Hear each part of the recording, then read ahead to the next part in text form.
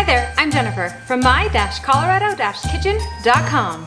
And today we are going to be making some honey maple marshmallow fudge.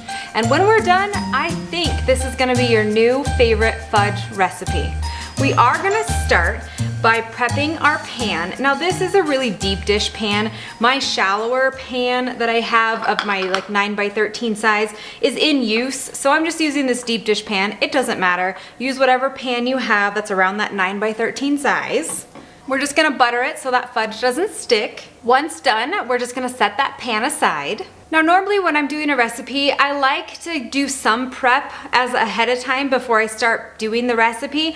And then I do the rest of the prep as the recipe kind of goes along. This is one of those recipes where I like to have everything measured out and prepped and ready to just dump in. So that way when this recipe comes together pretty quickly, I am ready with all my ingredients.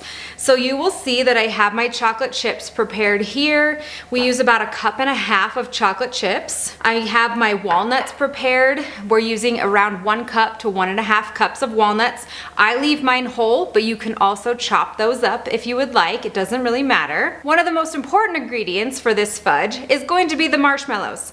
So if you have not made the homemade honey maple marshmallows, I will link that in the description below, and you need to pause this video, go to that video, make those marshmallows.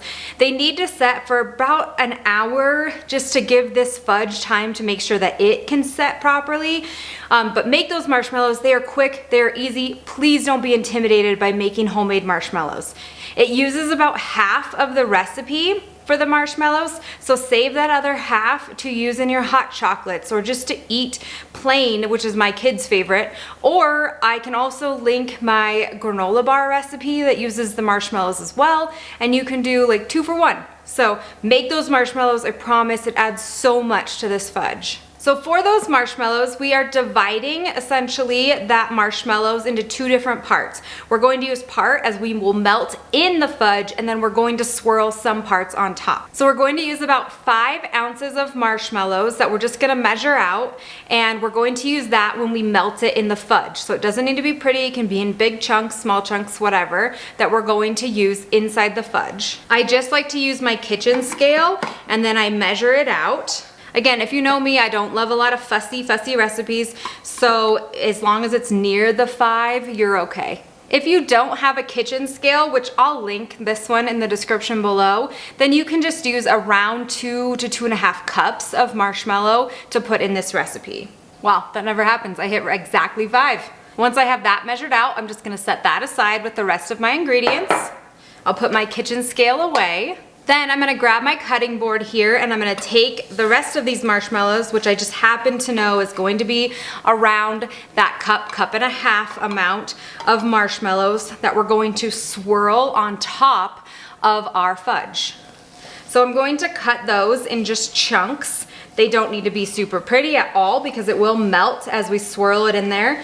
But I want some smaller chunks, and then I also want some bigger chunks because I do want to keep some of that marshmallow intact because it adds so much to it. And then we'll set this aside so when we're ready, it's ready. Now we're going to prepare that fudge base. So I'm going to take my 3-quart saucepan here. I would say the minimum you can get away with is a 3-quart saucepan. You could use a larger one if you wanted. And the reason for that is we're gonna stir everything together, but my 3-quart saucepan, which I'll link the stainless steel one in the description below, it is perfect for this, but you don't wanna go any smaller. We're gonna add 3 cups of sugar. I really love to use organic cane sugar. Just isn't sprayed with any pesticides, which is super awesome. Next, we're gonna add 2/3 cup of evaporated milk and 11 tablespoons of butter. If you guys like from scratch recipes made with real ingredients for everyday cooking, then make sure you hit that subscribe button. I post 2 new recipes every week. And once that is in our pot, we are going to transfer this to the stove top. We're gonna turn it on medium heat, and we need to start to let it boil. We do wanna make sure in this beginning stage that we stir it frequently, but you don't have to stir it consistently just in that first stage. Once it starts boiling, we do wanna continually stir this. While we're waiting for that to boil, drop me a comment below. Let me know if you've ever used marshmallows in your fudge recipe before, and if you're a nut fan or not a nut fan in your fudge. I really want to know. When your fudge starts to boil, we are going to want to stick in a candy thermometer. I'll link this one in the description below. Honestly, I use it for so much and it's pretty inexpensive and something great just to have around in your kitchen. But we're going to get this fudge to get to a soft boil, which is around 240 degrees.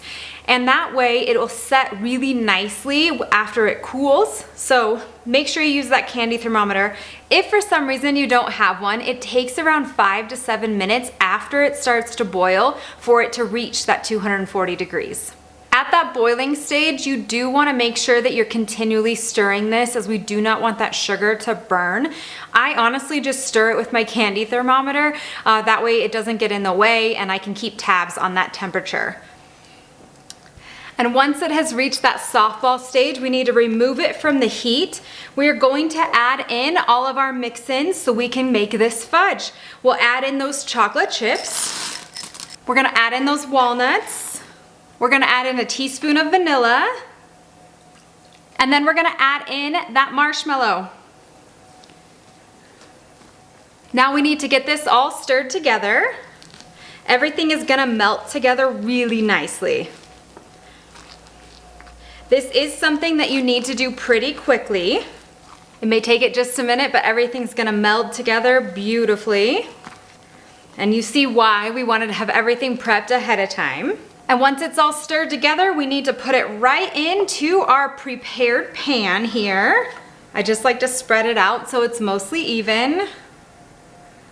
And you can see that it is starting to harden already. So then we're gonna quickly grab our marshmallows that we had already cut up. We're going to sprinkle them over the top here. I just like to kind of spread them out. Now I just take a butter knife and I'm gonna swirl them in. How much you swirl them in is up to you. When I first made this fudge, my husband, who is not a huge fudge fan, loved it. He said that it wasn't too sweet, which normally fudge is too sweet for him. Because of that marshmallow, the flavors in it just add so much to this fudge. So make sure you give it a try, and your toughest fudge critics, I hope they love it. And after you're done swirling, you're just going to set this aside, let it cool and harden for about 2 hours, and then you can slice up the fudge, put it in gift boxes if you wanted, just eat it yourself, whatever you want to do. Really, I hope you guys enjoy this fudge, this honey maple marshmallow fudge. Thank you for making it with me. If you like this video, make sure you hit that subscribe button, give this video a thumbs up, and then hit that bell so you never miss a recipe. For the full principal recipe details, those are in the description below, and then they're also on my website at my-colorado-kitchen.com. From my kitchen to yours, happy cooking!